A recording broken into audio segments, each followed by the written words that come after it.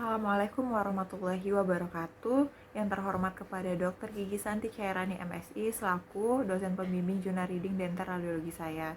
Perkenalkan, nama saya Fairuz Mudia, mahasiswa Koas angkatan 40. Pada kesempatan kali ini saya akan mempresentasikan jurnal reading saya yang berjudul Evaluasi Klinis dan Radiografi Serubism, Laporan Kasus yang Jarang, dan jurnal yang kedua yaitu Serubism pada perempuan muda usia 12 tahun.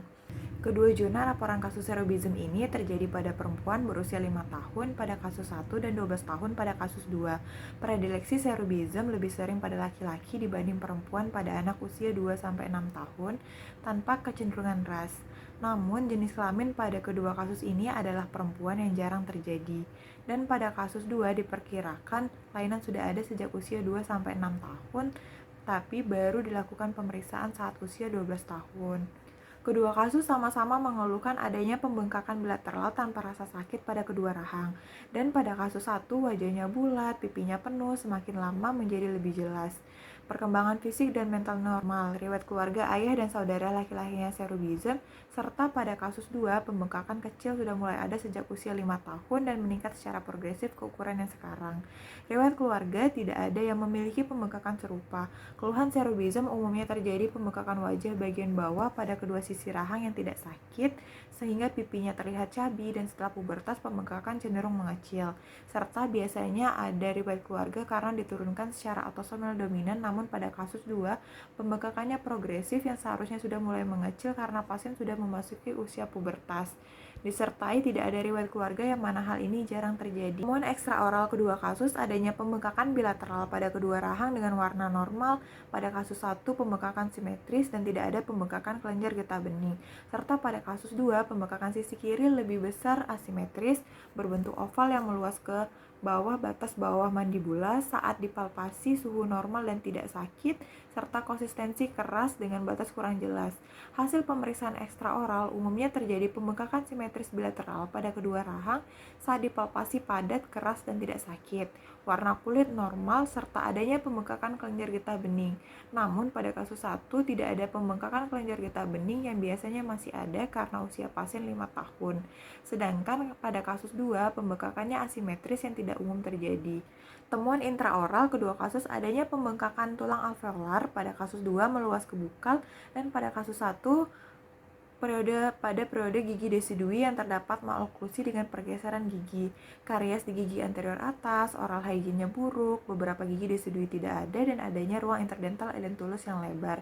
Sedangkan pada kasus 2 palatumnya dangkal. Beberapa gigi permanen yang tersisa terdapat rotasi dan malposisi, serta gigi lainnya sudah tanggal. Mahkota gigi 31 melengkung ke arah distal dan diskolerasi warna pink. Hasil pemeriksaan intraoral umumnya terdapat pembengkakan simetris daerah posterior, mandibula, dan maksila, serta prosesus alveolar melebar. Palatum dan ruang lingual menyempit dan pada gigi bisa terdapat maloklusi. Pergeseran gigi, beberapa gigi tidak ada, diastema, dan hal tersebut sesuai dengan kedua kasus ini. Namun pada kasus 2, mahkota gigi 31 diskolerasi yang bisa jadi karena gigi sudah nekrosis. Dan mahkota yang melengkung kemungkinan terjadi karena adanya trauma setelah gigi erupsi yang mana hal ini tidak umum ditemukan. Pada foto radiografi kasus 1, terdapat lesi mix radiolucent radio-opak multilokuler membentuk gambaran soap bubble, generalized simetris bilateral berjumlah 4, epicenter maksila di gigi 16 dan 26, perluasan ke anterior sampai daerah midline, ke posterior sampai tuberositas maksilaris, ke superior sampai daerah dasar sinus maksilaris, ke inferior sampai ke puncak alveolar. Ukuran kuadran 1, 9 x 3,4 cm, dan kuadran 2, 8,6 x 3,2 cm, epicenter mandibula di gigi 36 dan 46, perluasan ke anterior sampai daerah midline, ke posterior sampai batas posterior ramus mandibula, ke superior sampai puncak alveolar, dan batas superior ramus mandibula, ke inferior hingga inferior border of mandibula.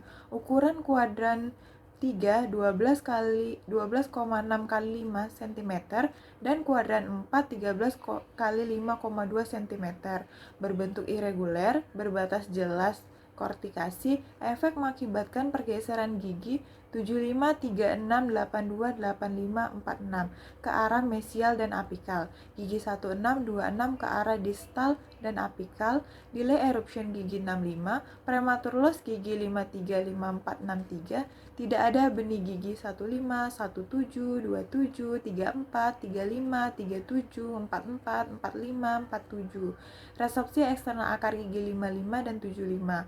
Floating tooth pada gigi 16, 26, 36, 85, 46. Ekspansi tulang kortikal ke semua arah dan penipisan inferior border of mandibula. Pada foto panoramik kasus kedua, terdapat lesi mix radiolucent radioopak multilokuler membentuk gambaran subbubble generalized asimetris bilateral berjumlah 4, epicenter maksila gigi 16 dan 26, perluasan ke anterior sampai daerah midline, ke posterior sampai tuberositas maksilaris, ke superior sampai daerah dasar sinus maksilaris, ke inferior sampai ke puncak alveolar. Ukuran kuadran 1 8,5 x 3,3 cm dan kuadran 2 9,4 x 4,1 cm. Epicenter mandibula di gigi 36 dan 46, perluasan ke anterior sampai daerah midline, ke posterior sampai batas posterior ramus mandibula, ke superior sampai puncak alveolar dan batas superior ramus mandibula, ke inferior hingga inferior border of mandibula. Ukuran kuadran 3 16 x 5,2 cm dan kuadran 4 15,5 x 4,9 cm. Berbentuk irregular, berbatas poorly defined, efek mengakibatkan supernumerary paramolar kuadran 2 di antara gigi 25 dan 26.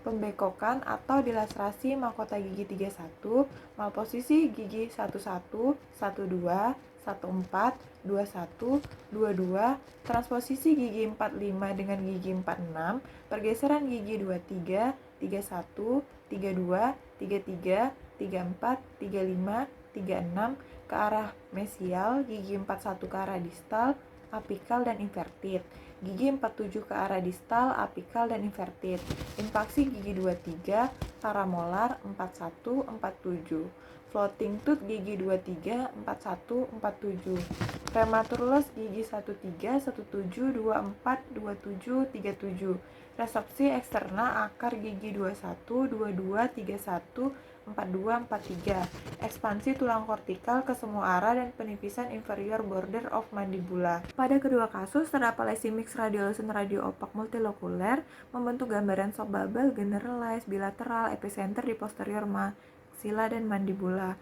Berbatas jelas terkortikasi, efek mengakibatkan floating tooth sehingga radiodiagnosisnya adalah cherubism. Cherubism umumnya berbatas jelas terkortikasi, sedangkan pada kasus 2 berbatas poorly defined, dan adanya dilaserasi tepatnya di cemento enamel junction gigi 31 yang mana hasil temuan ini tidak umum. Pada kedua kasus melibatkan seluruh daerah maksila dan mandibula, kecuali prosesus coronoid dan condylus sehingga termasuk grade 3 berdasarkan sistem grading Arnott. Pada kasus 1 dilakukan CT scan untuk menampilkan gambaran kontras yang lebih tinggi sehingga dapat membedakan jaringan keras dan jaringan lunak karena lesi cherubism berupa tulang yang digantikan oleh jaringan fibrosa serta menunjukkan gambaran 3 dimensi yang diperlukan untuk melihat perluasan lesi pada maksila dan mandibula serta melihat ada tidaknya keterlibatan anatomi vital seperti kanalis mandibularis dan sinus maksilaris. Pada kasus 2 dilakukan Waters view 0,0 derajat occipitomental untuk melihat kondisi sinus maksilaris dan posisi gigi 23 yang berdekatan dengan sinus maksilaris. Namun seharusnya dilakukan juga pemeriksaan CT scan untuk menentukan rencana perawatan bedah karena lesi yang besar meluas pada maksila dan mandibula serta memiliki batas yang tidak jelas. Hasil CT maksilofacial non-kontras pada kasus 1 dari potongan aksial menunjukkan lesi litik dengan densitas rendah hypodense multilokuler dengan gambaran seperti busa sabun atau subbubble yang berekspansi secara bilateral simetris yang menyebabkan penipisan tulang kortikal, mandibula, dan maksila, serta dari potongan koronal menunjukkan kedua kondilus mandibula tidak terkena. Diagnosis banding untuk kedua kasus ini adalah fibrous dysplasia karena menunjukkan gambaran mix radiolucent radioopak multilokuler, memberikan efek pergeseran gigi, gangguan erupsi gigi, resepsi eksterna akar, ekspansi, dan penipisan tulang kortikal. Fibrous dysplasia biasanya localized di posterior maxilla, unilateral, dan berbatas tidak jelas. Sedangkan pada kedua kasus ini generalized di kedua rahang bilateral serta pada kasus 1 berbatas jelas terkortikasi sehingga kedua kasus ini tidak didiagnosis sebagai fibrous dysplasia. Pemeriksaan penunjang pada kedua kasus ini berupa pemeriksaan laboratorium yaitu terdiri dari kalsium serum, fosfor, alkali fosfatase.